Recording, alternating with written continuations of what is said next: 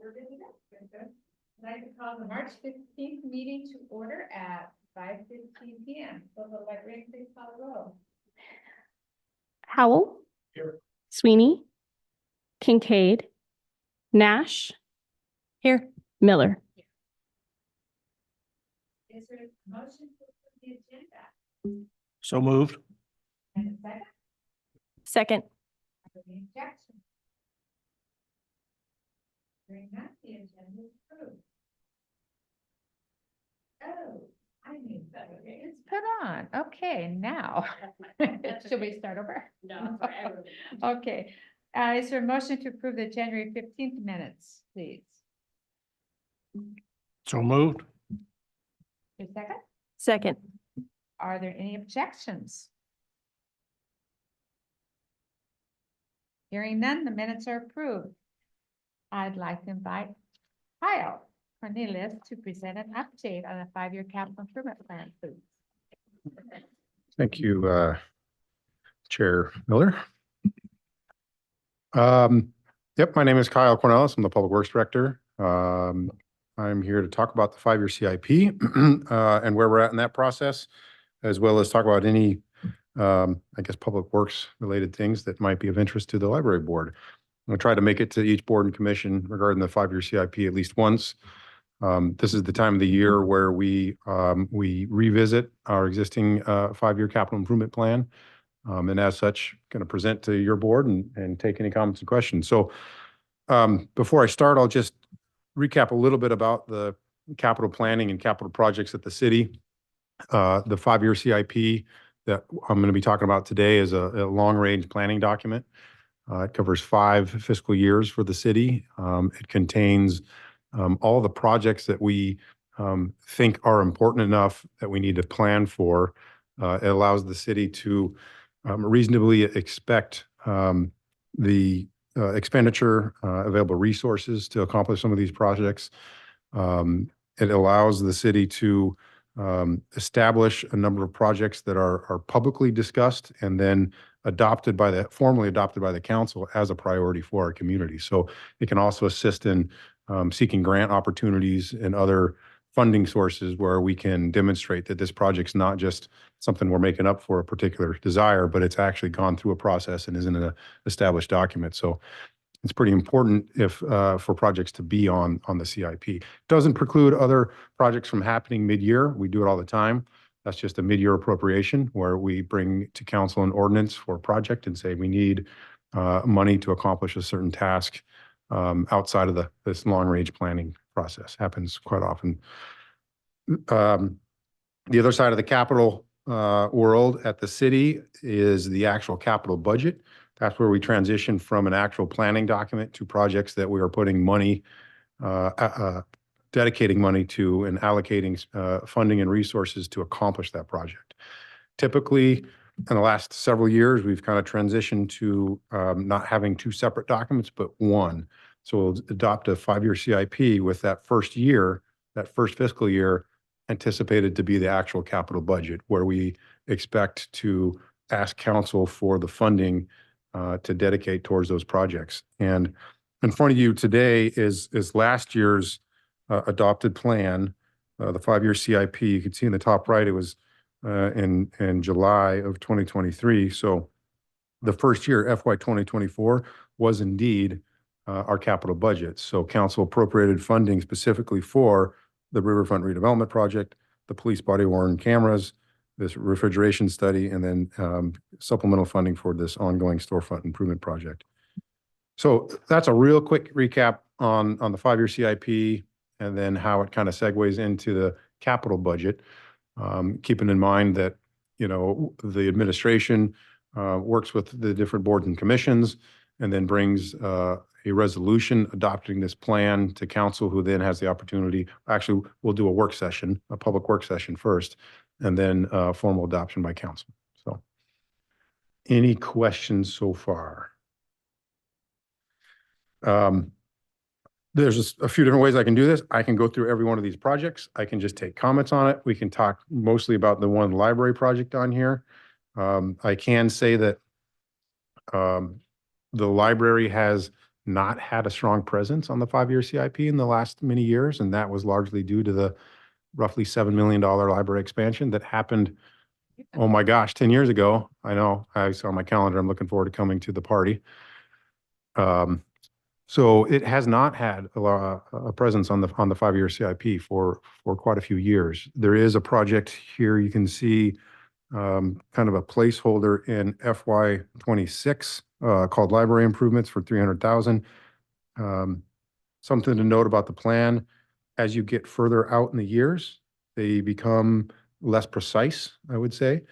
As they're more near term, then it's our due diligence is to really refine the costs and the needs.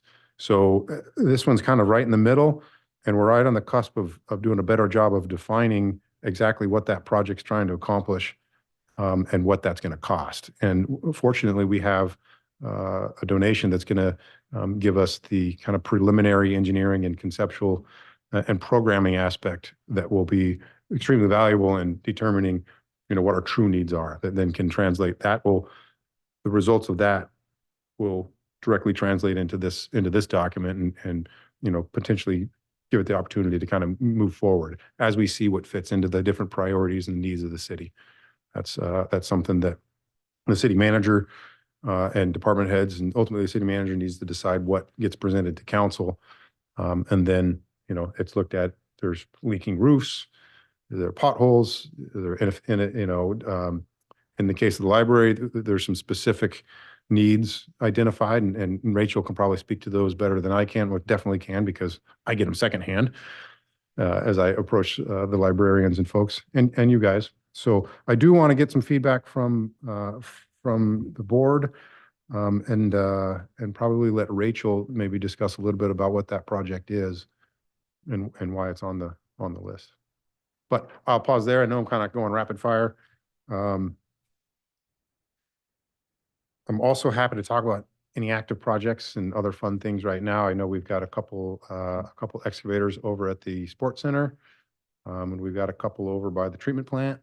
So we've got a lot of fun stuff happening early in the year.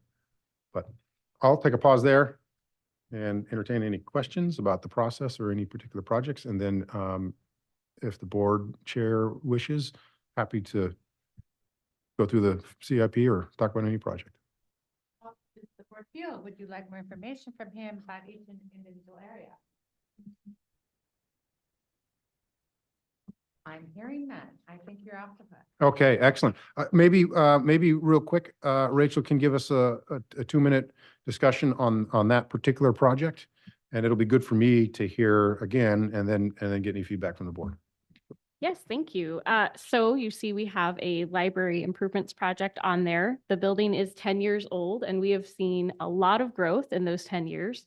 All of you have seen the reports of increased circulation, foot traffic, room use is up, everything is up. It's been wonderful.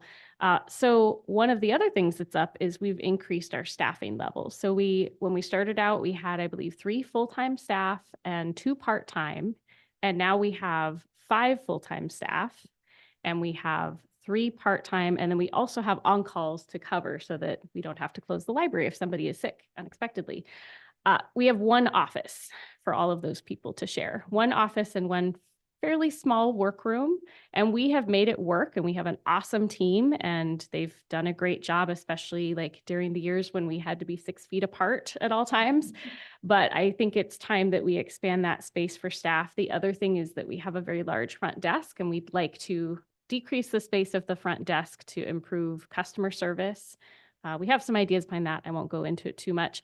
We also have some, these are kind of the dreams. We'd like more meeting spaces, more smaller rooms, because that's something that people definitely would use. Those rooms are used a lot, which is awesome to see. And we have been throwing around the idea of a reading room, which would be just a quiet space, because we do have sort of the open concept library, and we've had a wonderful community response. We obviously have people in there all the time of all ages, and they're doing all kinds of things, but we do have some folks that would really like to have that more quiet atmosphere, and a reading room would give them that. So those are the main things. And then of course the parking lot, which I think was at one point on the CIP and then it fell off. And so I think it's time to bring it up again.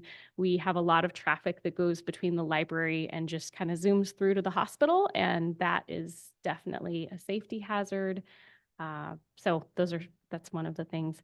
I know just today we had an issue where we didn't have enough handicap parking spaces, which I have no idea where we could put more, but that does happen as well. So Except if Kyle figured it out. yes, it's not my area of expertise, but yeah. So, I mean, heated parking garage, that's one, that's one idea. No, that's why I don't make these plans, I guess. So, yeah, and I'm happy to take any questions. These are just the preliminary ideas. And some of these are based on a needs assessment we did a couple years ago. So a question, Mhm. the study room, what's that all about? It mentions a study room. So you know how we have those 2 small study rooms that we rent out? We're thinking if we could make another one. And we don't know if we could, but that's sort of like, it would be nice to have. People Okay. would use it. And the service desk, but it was sort of interesting to me, you want to make smaller. We do. Right now, Usually it's we so wanna- large. Yeah. Yeah. It's so large that it almost serves as a staff office space Okay. and it just gets very loud for everybody involved. So you have more space to deal with. They want that smaller. Okay, Yeah. good. Yes. Yeah. And we have some other ideas to kind of make customer service faster so that it's not a bunch of people at a big desk. So, but maybe we're wrong, but that was, So yeah. will you bring the ideas to us to look at before we give it to Kyle? So we're going to have a needs assessment. So I imagine that the library board would be part of that, of course, the staff. And that's one thing I really want to emphasize is we didn't have many staff last time there was a renovation and there was changeover. And I feel like their input was not really, they don't feel like it was part of the process as much as it could have been. But again, I think it's because there was turnover. So this time I want to make sure that staff have that input because they're there every day. They know what they need more than anyone. So, and they also hear from, well, myself and the other staff hear from the public on a daily basis. So I think they have a really good understanding of the needs of the This is community. Right here. Your idea is another big study room or like the small soundproof individual rooms? Like we used to have at the old one? Yeah, my idea is the smaller rooms, but again, with the needs assessment and also with our budget, that will help determine what we end up with. I don't imagine we would need another larger space, but the smaller spaces are very, very popular. So I do have one question. Who determines the amount of money? Now I'm looking at the 2026 thing and I see that the regional center gets $6,300 and the library only gets $300. Who determines those kinds of things? Ultimately, the city council does. So the development of the project will determine what we anticipate or cost estimate for that project to be. So the project delivery for the library specific would work something like this. We'll hire a design professional who is trained to work through the programming phase, which it's really a fact finding, right? That'll be the meetings with the library staff, with the library board, with other users of the library to gain an understanding of what's needed. Yeah, what kind of, and then develop a conceptual, amendment or changes to the facility, and then we start understanding what those costs might be. And it's good to, as you go through the process, determine what the best use is, what the needs truly are, and then you may need to take some stuff out because it could be, I don't want to say you shoot for the moon, but you try to solve the problem at hand to the best of your ability. And then if you need to phase a project, you can. Ultimately, who decides on what the cost is, it would be the city council. But I will say that it's the administration's duty to present, projects and a budget that is fiscally prudent and meets, city budget needs. So I shouldn't feel bad that we get so much less. No, I wouldn't. No, I get, no, it's a great question. It is a great question. And like I said, the library has been largely absent from here. But that being said, the library was the $6.9 million line item on here, but that was 10 years ago. So we have enjoyed, your roof is only 10 years old. Your boilers, although they needed some work recently, but won't go there. So it is time, as Rachel said, things have changed in the last 10 years. And so it's prudent, it's appropriate to take a look at it. Yeah. Yeah.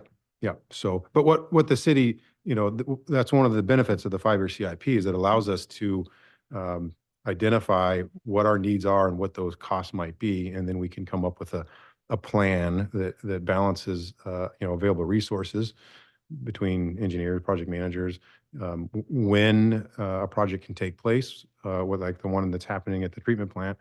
It was the first and second week of April or never.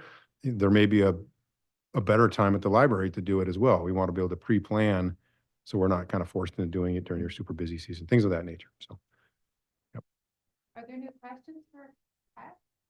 Just to tag on to that, that expansion room, conference room at the Regional Sports Center complex, that's not like a redo, it's an expansion. Where does that fit in with the field house plans and everything? And I'm just interested in what the expansion needs are. Good question. Fortunately, it does not have any influence on the field house that's under construction right now. The field house, real quick brief history in time, the field house was kind of a standalone field house facility. And then at one point we incorporated a connecting building between the existing sports center and this for a number of different reasons. One of which was efficiency of staffing and other things. The conference room expansion is recognizing that the shape and configuration is not great for conference room type stuff. It's great that it has those accordion doors, so you can turn into 3 different things, but it's long and skinny. So it's awkward to have like a, presenter or a stage. It's not in a great setup for that. And I can't remember what the capacity is, but it's no more than what is available everywhere else. It needs to be a little bit bigger. So the concept is, I can't remember the square footage, but it just strictly bumps straight out towards the parking lot by, like 40 or 50 feet, I think, something of that nature. So the field house is pushed off far enough that it will not impact or influence that. And the connector piece will also be able to marry up to that expansion. If you guys can kind of visualize it. Yeah. And that connector piece is more influential to that conference room than it is to the field house, because it would provide standalone bathrooms, its own entryway. So it kind of creates a separation between the hockey side and the event side, and then this kind of conference room side. Yeah, I didn't hear about the connection. That was actually my biggest thing. I'm like, wouldn't it be cool if we had Yes. this connection? Apparently that's not my idea. All right.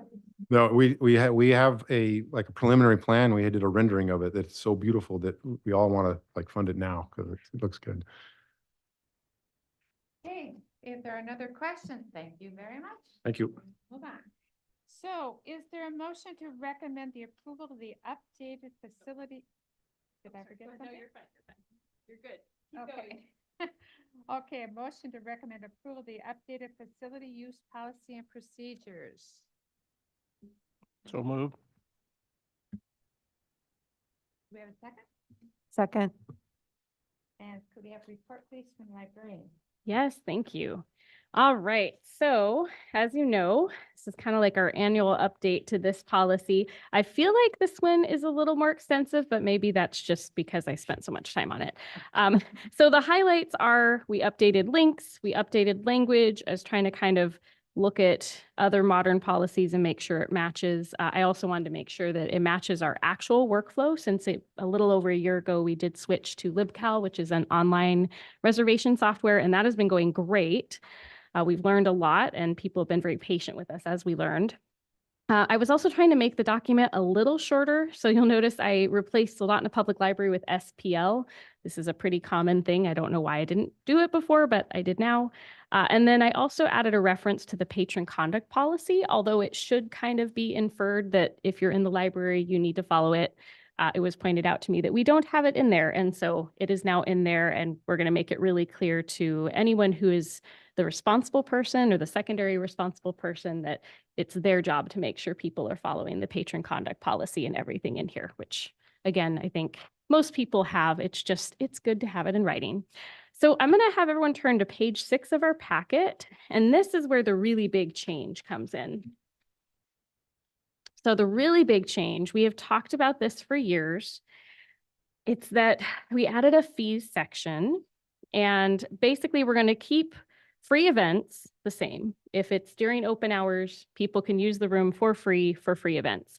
But we have had, I don't want to use complaints because that's a pretty strong word, but we've had more concerns from patrons when they couldn't book the room, and then the room was reserved multiple times for groups that were charging other people to attend events at the library. And I think that that's fair. So it's not that we mind having those events at the library. There are libraries that do not allow any kind of commercial event or any kind of event that charges. We don't do that, and I think that's okay. But we do want to make sure that those who need a free space have a free space, especially like if they are, not charging for it. So this is, without further ado, the third bullet point down under fees. We did add in events charging an attendance fee may be held in the community room for a $30 fee during the library's normal operating hours or for $60 before or after hours. So that is the really big change to the policy, is that we're going to start charging if people are charging. And we didn't want to get into percentages. We just said, let's keep our flat fee that's worked all these years. So that's the big thing. And then I kind of threw this in here. We have this priority section that comes right after there. And maybe during your comment section, I'm debating whether we need it in here or not, and we certainly can leave it in there. But in practice, we have never canceled an event because the library needed the space. The only time we've canceled an event is when we had an emergency. One time we had a Freon leak. That's actually the last time I remember, and that was almost a decade ago. And occasionally we've talked to groups and we've said, hey, there's this other group that they can only do it on this day. Usually it's for government organizations that are coming down. But we've always really been able to work with people, and people have worked with us. So that's not a big deal if we leave it in or take it out. I just kind of wanted to bring it to everyone's attention. And then we do have some more things. We updated it to say that people need to make the request through the online application because that's what they are doing. It's been actually, it might have been over a year now since anybody's requested the paper application. We do have the ability to print it out if anybody needs it for reasonable accommodations, and we're happy to do that. But it is much easier for the patrons and for staff to quickly get that room reserved. And then we just also updated the language to make sure it made sense. When they're on the page, they have to agree to the terms of use in order to even request the room. And then if you turn, let's actually go to the end of it. So page 11, at the very bottom. And I'm sorry for the way track changes makes everything look really terrible. Really, all I did was move some things around and it makes it look like I did a lot of work on here.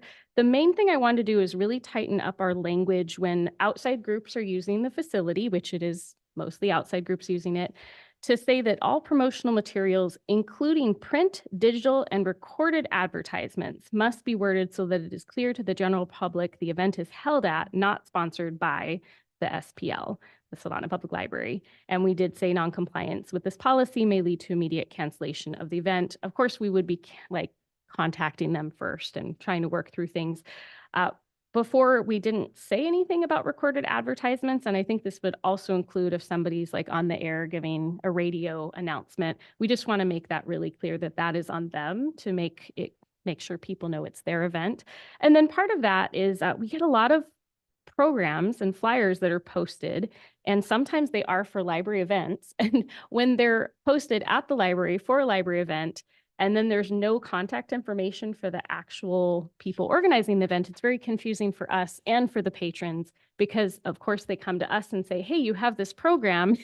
We want to learn more about it, and we don't have the information they need. So we're going to make it clear that, if you are going to advertise your program, great, do that, but make sure you have a way for patrons to find more information. And we used to say local contact telephone. Nobody does that. And I think that's fine. If they want to put an email, if they want to put their website, just somehow give us and the public some way of getting more information. And then the very last one is again, tightening up our language. Groups using the library facilities instead of should, they must display the following message. This event is not sponsored or endorsed by the Soldotna Public Library.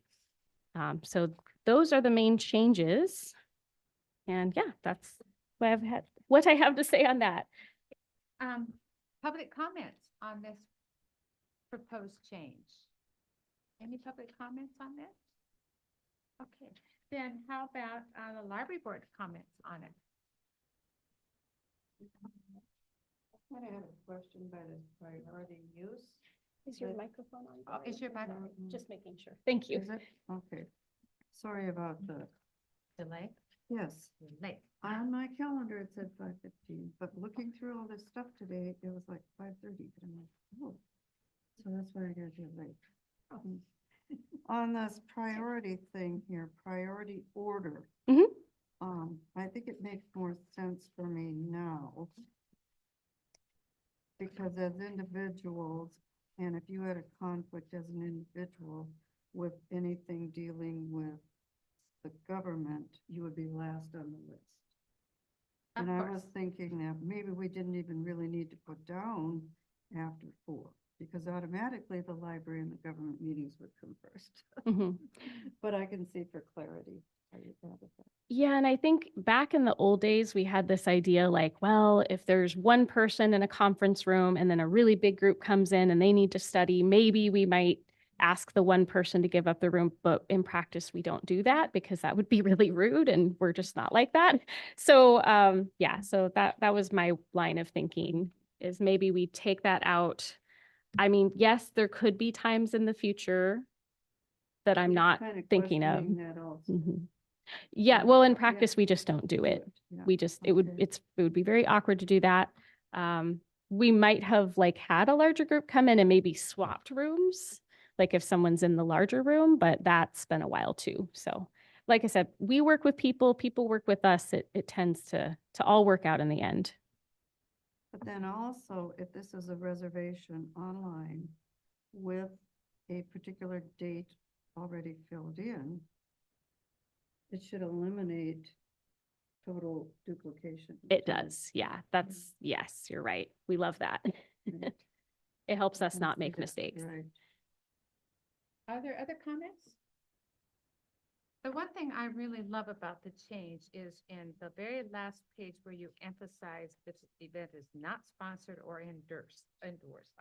I'm so glad that you're stressing that. I think that will help some miscommunication in the future. And that has to go on Facebook promotions as well as poster promotions, right? The whole thing, radio promotions, everything. Good. I'm really glad you emphasized that personally. Yeah. Any other comments on that?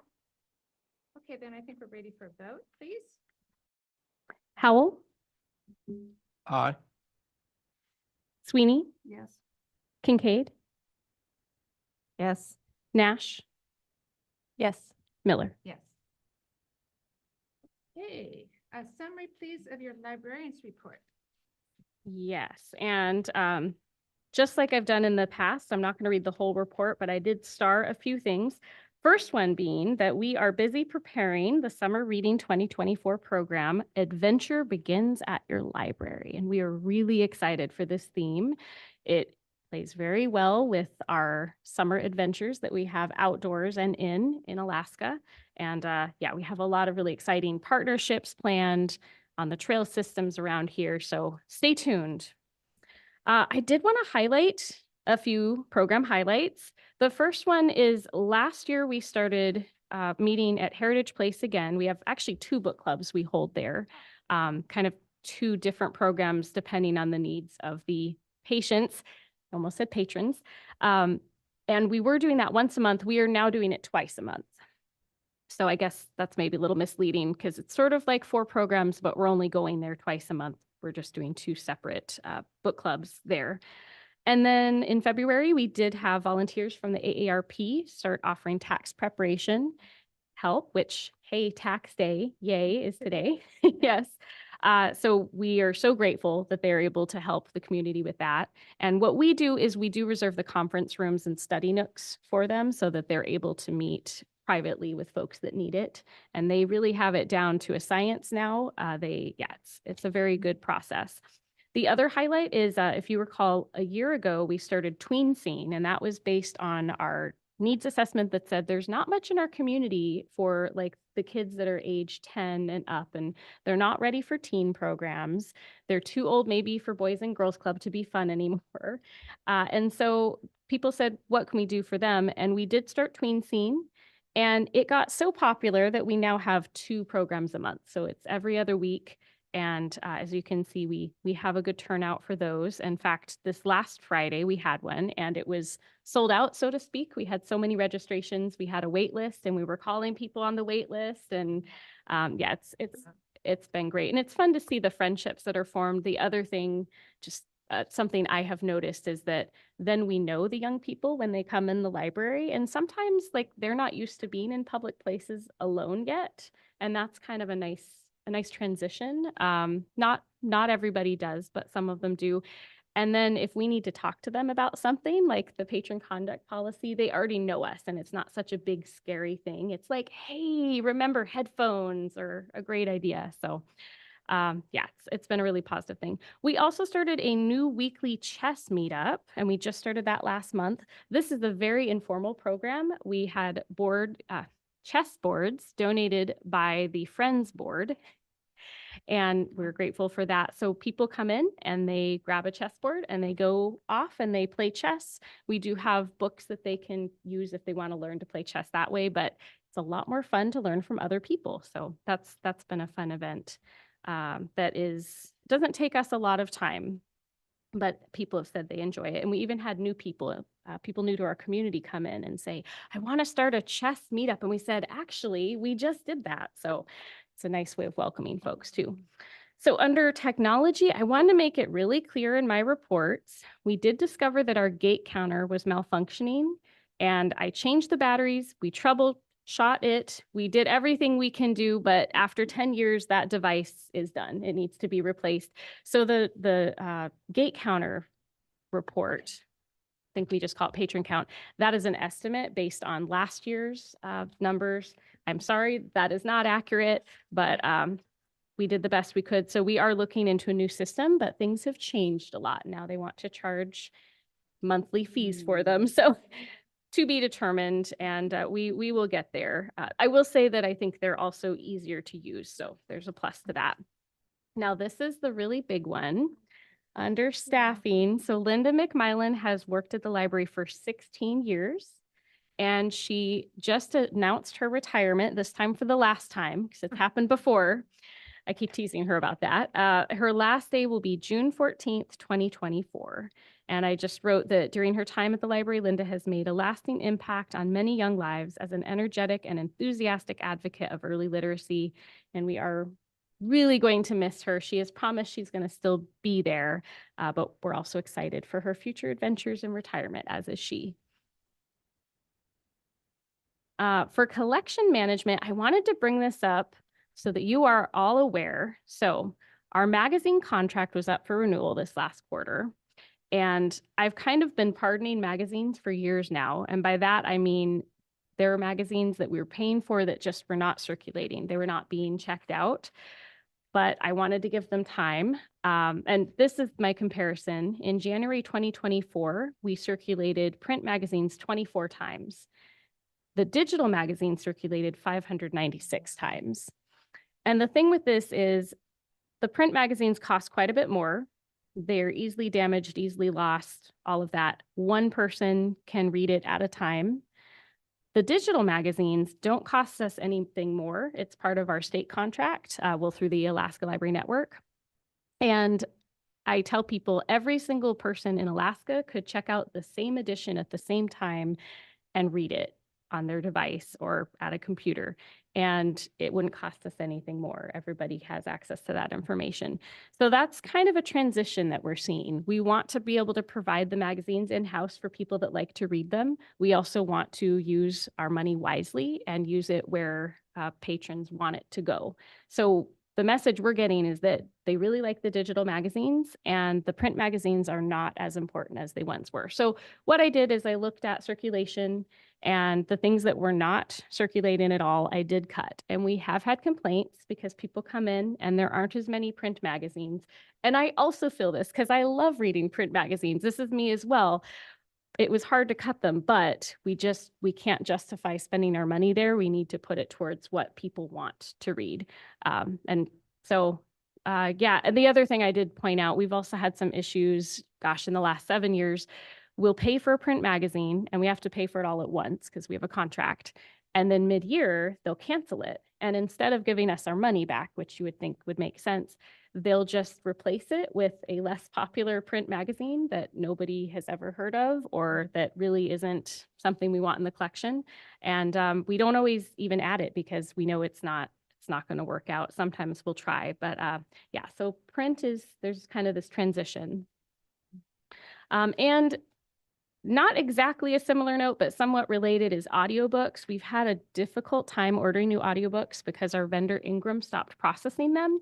Now, yes, we have the ability to process them in-house. What we don't have is the ability to afford the shipping on the cases, and they often arrive broken in the winter because they get left out and plastic gets very brittle. So we've been looking at other alternatives. There are other vendors, but they don't have nearly as big of a selection as we would want. There is something called a Playaway, which is really good. It's very accessible. It's got really big buttons. And so we're looking at getting a few more of those and trying that out. They have some really nice language collections. And there's also something called Wonder Books for children it's built into an actual picture book, and you can read along with it. So the big issue is a lot of new vehicles don't have CD players. They just have Bluetooth. Well, CDs don't work with Bluetooth, and neither do Playaways yet, but the vendor's looking into that. The Playaways do use an auxiliary audio port, which most new vehicles still have. So we're going to try that out for a little while. Interestingly enough, I've not received feedback from the community about the lack of new books on CD. And when you look at the circulation, it is not as high as it used to be either. So that's another thing we're looking into. We're not cutting them all together because I think audiobooks are a really important way of accessing our collection, especially for those that aren't able to read yet or are having a hard time with their eyesight. But we just need to make sure that we're keeping up. And then the last one, I wanted to mention that the city is going to switch to a new website pretty soon. And I was able to be a part of that initial team that selected the vendor. And I'm really excited because it's sort of a smaller vendor. They really made a custom site. They took everything that we said into account, and they still are. Like if we say we don't like the look of that, they immediately change it. I will say also their training was really good. The person who trained us was a retired middle school teacher and she did an excellent job. So all that to say, keep your eyes out for a new website. It's going to be great, but also be patient with us as we migrate all of our stuff over. And if you notice something, I think it's supposed to go live in a couple months at the latest, but it might even be a month. If something doesn't look right, let me know because I will go in and fix it right away if I can, or I'll find someone who can. The last thing, this isn't actually, I guess I'll do this first. So I already mentioned that our gate counter was inaccurate. So if you go to page 18, I added in digital checkouts just so you can kind of see those trends over the last 3 years and compared to physical checkouts. And now keep in mind, there's many more physical checkouts than digital. I know the graphs might look a little misleading.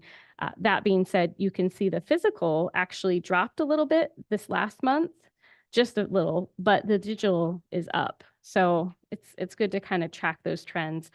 And then programs and attendance. And then I'll let you all look at my infographics that I put out. And these are actually now going to the city council every month as well as part of the city manager's report. So the council will get to see our statistics.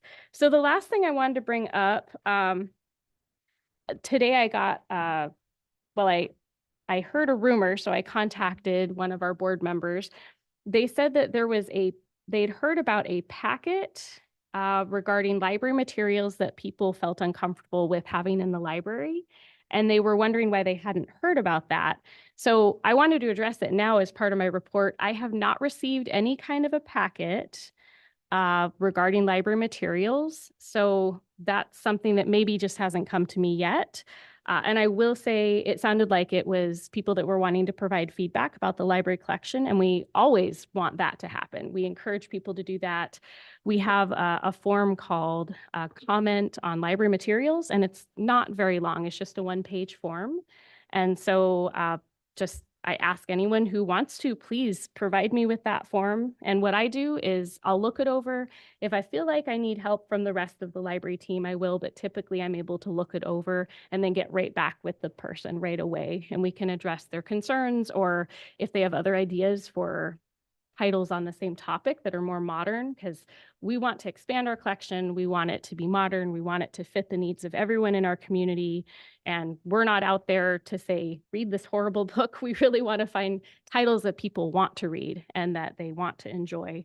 And that's what we're all about. So just wanted to put that out there. So I haven't received a packet. I'm happy to review any materials through the Comment on Library Materials form. Thank you. Are there any questions for Rachel? Should I go back in here somewhere, Rachel? Sure. Under the program highlights, Yes. the second one, Mm-hmm. where you have Soldotna Elementary Outreach. Yes. Could you explain more what that is? Sure, yeah. So an outreach program is anything where we are going out of the library building. And I think you might be familiar with this from your time in teaching. So in this case, we actually went to, I should have written it down. I thought it was third grade classrooms, but it might have been a different grade. And our youth services librarian went to all of them, and she did a brief story time. And then she also talked about like how to get a library card and all of our circulation policies, sort of just an introduction to library services. And I believe she also talked about summer reading briefly, because we don't have all of our promotional materials out. But yeah, that's a really wonderful opportunity. And we love it when teachers and principals invite us to come into their classroom and talk to the kids and get to know them, and yeah, tell them all about what we have at the library. Perfect. That's good to know. Thank And you for would asking. you would be willing to reach out to some other schools also? Yes, always. Yeah. Because the whole librarian issue is becoming an issue. At the school schools, level. Right. Yes. Because they're losing them. Yes. The positions are next to impossible to fill. I know the library does a great job with promoting their summer reading program, but this seemed like a little extra that they were doing there. Yes. Yeah. Nice to have. Thank you. And I will make sure that our youth services director gets that feedback as well. Thank you. That's something that's been on our list for a long time. I think actually it's part of our currents. It says something about more outreach programs. We, of course, couldn't do them during COVID, but like the right. Heritage Place program is also an outreach program. Which is awesome. Going I to love people that maybe that. can't make it to us as Mhm. easily. Very nice. Okay. Any other questions or comments for Rachel? Donica? Going back to Linda's retirement, I just have a couple questions. Yeah. One, when would you post the job replacement? And then would you also be looking for somebody, because Linda's taken on that younger literacy for so long, would that be part of the job requirement when you hire it, like somebody who's interested in taking on these programs? Is that big enough that that can be a part of the requirement for replacing her, or what's the plan there? So we are looking at the continuing needs, and currently we do believe that we need that second full-time position to help out with the children's services. I mean, she's been integral to building up our programs, and they're still if you look, they're our most widely attended programs. And early literacy, of course, is like one of our core missions that we need to fulfill. And then as in terms of posting it, as soon as possible, but not too soon. So we are working on that right now. Yeah. It's kind of hard because she's been there for so long. So they're gonna be big shoes to fill for sure. And I did have a question about that too. Is there some sort of a reception plan for her that we're going to be invited to?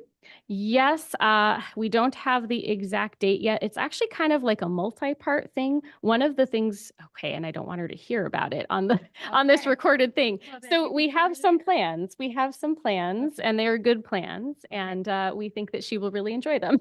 Okay, and you will include the board. Yes, I will make sure to include the board. I will write that down right now. I just thought about that. Okay, thank you. And I do not have a report, so we're ready for the Soldotna Library Friends. I have a question. Do I get that question? There's a place for public comments just after the Library Friends report. And then, yes, all you want. Thank you.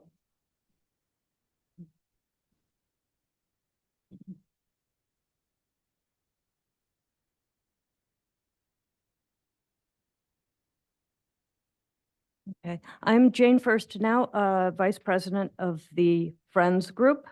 And just to give you a quarterly report of what we've been up to, our monthly book sales have been incredibly successful. We've got a great group of volunteers. They know what they're doing, and they go very well. For the past 3 months, we've been averaging $1,200 per book sale. And an additional $75 per month for the self-serve books shelf that you pass as you enter the library, and that's all on the honor system. So we're having lots of books donated, and we are selling lots of books. Our attendance has increased at these sales. We have an average of 150 people that come in for our Thursday book sale. But we are studying what it is, how we can serve better. Our hours for the sale are from 2 to 6 p.m. And they had the volunteers do a count, and we really don't get too many people between 5 and 6 o'clock. And those are the hours, coincidentally, that the volunteers find the least pleasant.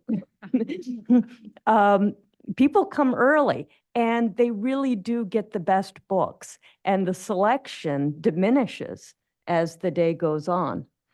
So people such as myself who work till 5 p.m. said that might be a problem.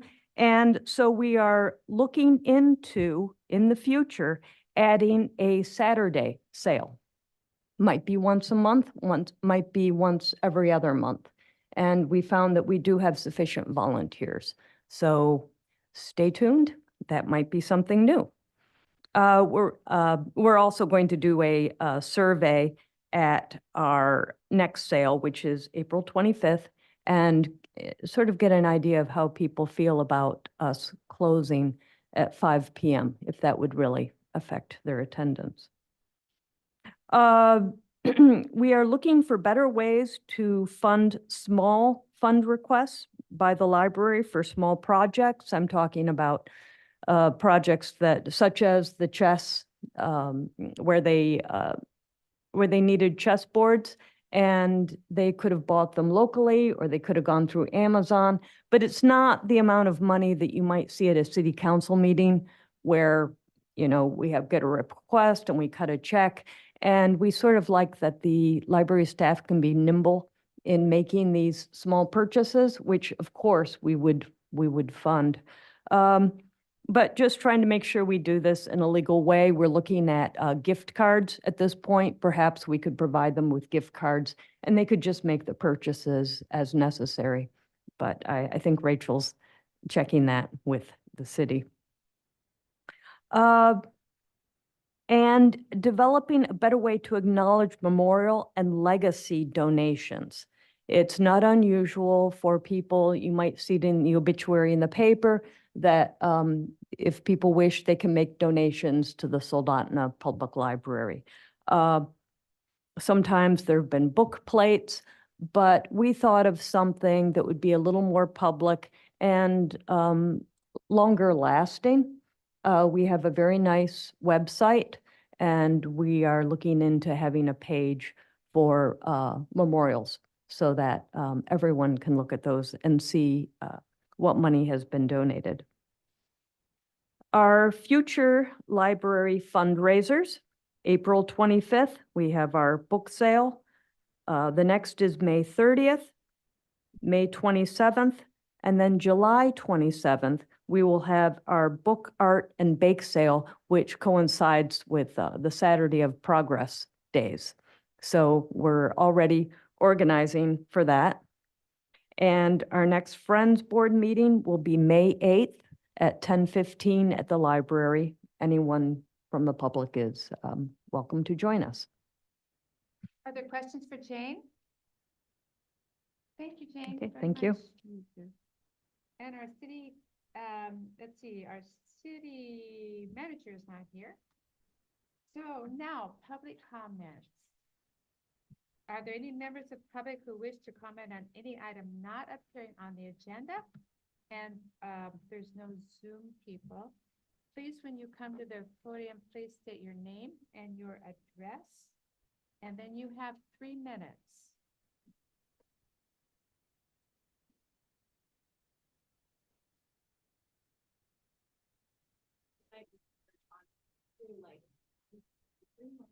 Yay!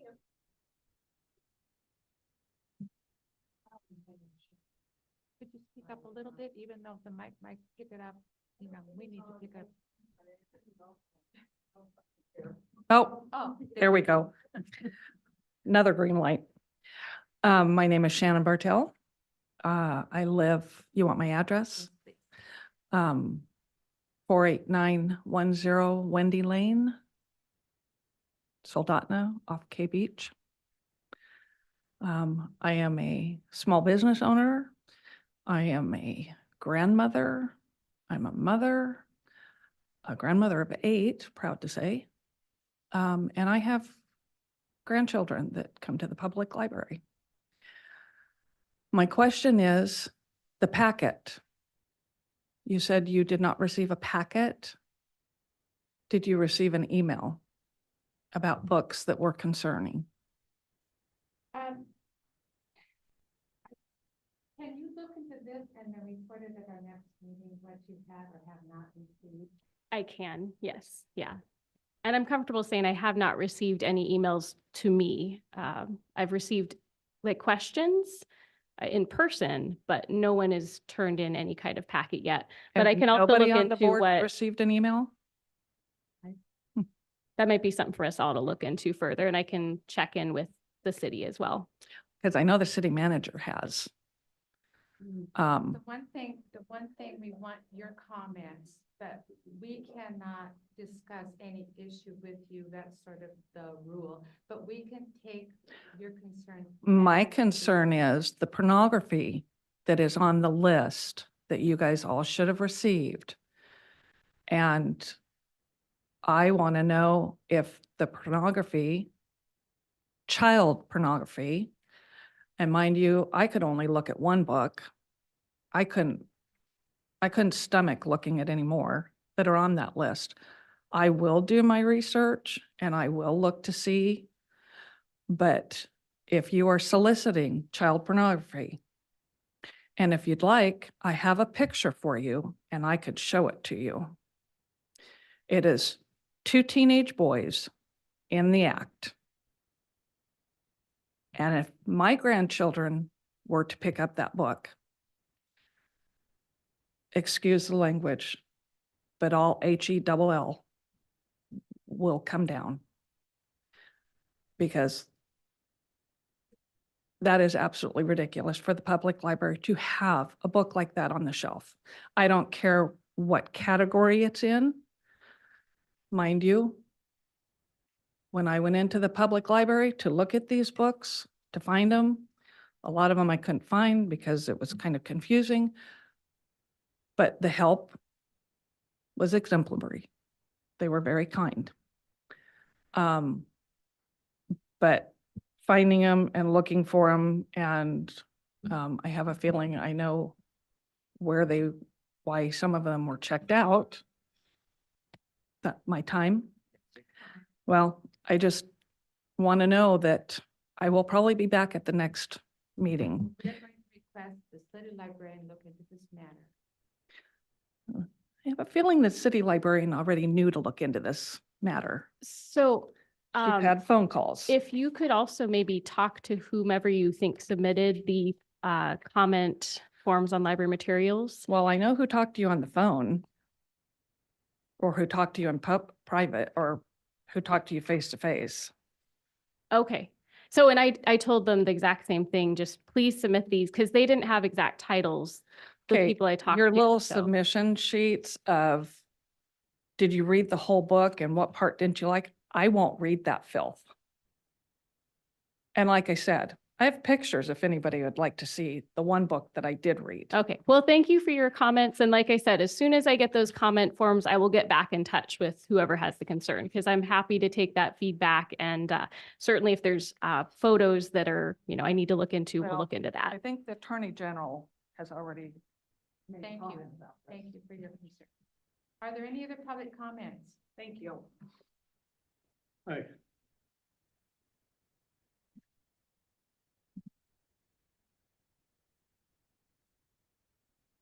I'm Norm Blakely. I live in Sterling on Simpson Court, and I am here to also talk about the same issues that this young lady behind me. Here's a packet that I got. I know that it was given out to all the city council, to the mayor, and to the manager of the city. And there's a lot of things in there that concern me, and it's inappropriate, I would think, for even adults to concern. And I'd like to ask Dave, did you receive a copy of the package from Andrew Terry, Dave, being on the council? Yeah. Okay. So, and I'm wondering why it wasn't distributed to the library board. I mean, you guys are volunteers, I know, so, but you would think that'd be one of the first places that go, that people that are concerned about the library and would be in this. And I believe the librarian, which is Ms. Nash, has had numerous conversations with people in the community concerning this and where the books are placed and how they're placed and what's going on. And I am sorry, I thought this meeting started at 6 o'clock. That's what I was. Anyhow, that's what I was told. I guess it started at 4, 5:15. 5:15. So I'm really sorry to come this late and be, I would have liked to have been here earlier and understand, but I don't even understand the purpose of these books. I mean, this packet that I have shows some pictures of what's going on and what's in there and what happens. And diversity, I think, is okay. But when you get to the obligation where, it gets to the point where our moral compass for what we do is just totally evaluated in these situations. I can't believe in the city I've lived in, most of the time I've been in Alaska, which is almost 40 years, and now I live in Sterling, and I've been involved in this community forever. I mean, I had numerous businesses here. I pay my sales tax here. I paid property taxes. And I mean, 50 years when I come here, you wouldn't even be talking about these things. It would be so absurd. And I don't know where our city's going to. And I know that the city manager and the mayor and the city council have been approached about ordinances to try to take care of this. They seem to neglect it and think that it's unimportant, but it isn't unimportant.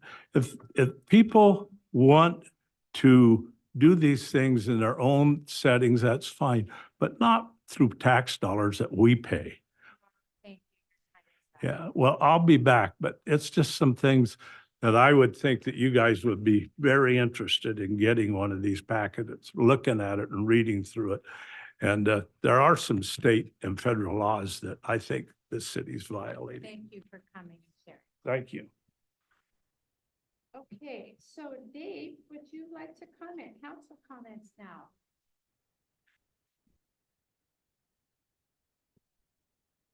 I want to comment on the awesomeness of reading. And today, I got in the mail and again, the Divine Comedy. And I ordered it because 3 weeks ago, a friend of mine said that they were going to watch the second part on PBS of 4 hours on Dante. So I watched the second, the third and fourth hour, and then I'm a friend of PBS, and so I got online, I got the whole thing, and so I ordered a book to help me learn. And so I want to say that, and I shouldn't as a former teacher and all that, but I never read this, even though I'm sure I was assigned to, again, 1,000 years ago. It is, I'm going to enjoy it very much. There is something about reading a book that, for me at least, is different than really any other thing, as we talk about what are those things that we find joyful and pleasurable. You know, and in the first line of this, again, I found in middle life that my life had gone astray. Again, that's an interesting first line for, again, this. And hearing it said over and over that this is considered possibly the most important and best epic prose ever written. I just never heard that this was the best ever.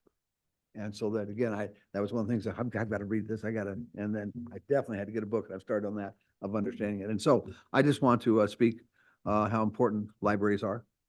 And I understand all the many different things now. I'm old. I like reading. I appreciate very much what was said earlier about magazines. Okay. But I get lots of magazines at home. I get all kinds of things that I do read. And so that for me, the idea of having something that I can hold and see and quite frankly, make comments on it, please don't curse me. No, I don't mean that really cursing. But again, I like making comments. And so I just want to say how much I appreciate this board and what you do and all the work that's done. And that is a awesome resource for this greater community, that library, and all those things that we can do to strengthen it. I did mention it to Kyle when he was here, as some of you know, I have in the past. And I'm still looking for, again, those multiple libraries all over town in the community, so that, again, I'm going to still continue to advocate for that we make available as many opportunities as possible for people to interact with our library. Thank you. Thank you. All right, board member comments. So let's start with you, Mr. Bell, please. I don't have anything. Gloria. Comments? Yes, please. I appreciate, Dave, what you had to say about the quality and the good experiences of reading and the library and how much it adds to our community. Therefore, if I may, I am seriously hoping that we take the comments of our guests really to heart and check into what is going on and why it is going on and how it even happened. Whatever procedures are needed to make this happen, I hope that information is disseminated in the right ways so that it can take place. Thank you, Gloria. Okay, Julie. I second what Gloria said. And I had a couple of questions. There was an app before for the library, and then it kind of went away because of the company. I was just wondering if there was any move to try to reestablish an app or get one, because I really miss it personally. I was just thinking there might be other people. If I may. Please answer. So the answer is yes, and I also miss the app. So it was actually like a third-party vendor through our catalog company, and our catalog company is an international company. So the last we heard of it, they are working on their own in-house app, but I suspect it's a slow road because they don't have the help of the third party that was originally helping them. So yeah, what I would suggest is try to use the website. They've made it a little more mobile friendly. I know it's not perfect. I also preferred the app because you could switch really quickly between family members, and it's really great for homeschooling. But yeah, so stay tuned. That's great. Yeah, I do use the website, and I, use it on my phone too, but it's not quite as easy. Another thing I noticed on the city website, the meeting time for this, I think it said 5:30. So that's something to check. So it might be confusing to people. So something to check and make sure it's correct. Thank you. I'll make sure that gets looked into as well. Monica? No comment. Can I add one other thing just to go along with, which is, I missed the last meeting because the city had the wrong date for this library. book. I just want to let you know. And it was in the city council packet. Okay, and so I should say, I apologize for missing the last meeting. But again, they had the wrong date. So that communication, and the manager is very aware of it now. That they have the wrong date.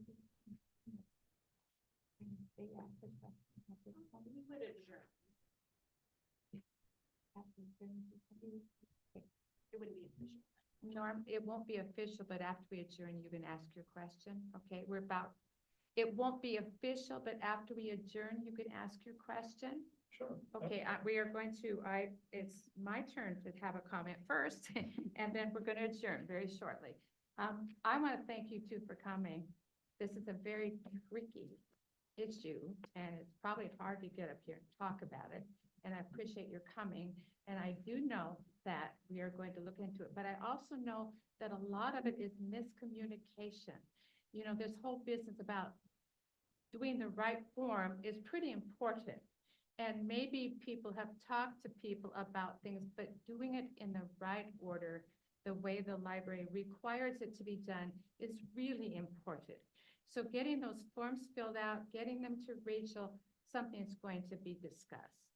And I know we all agree that this will need to be discussed. So we're not, by the fact we didn't interact with you, has nothing to do with the fact that we don't accept your comments. Okay, but it has to be done in the right way. Okay. Okay, anything else? All right, then, with no further business, the meeting is adjourned at 6:21 p.m. The next regular meeting will be July 15th at 5:15.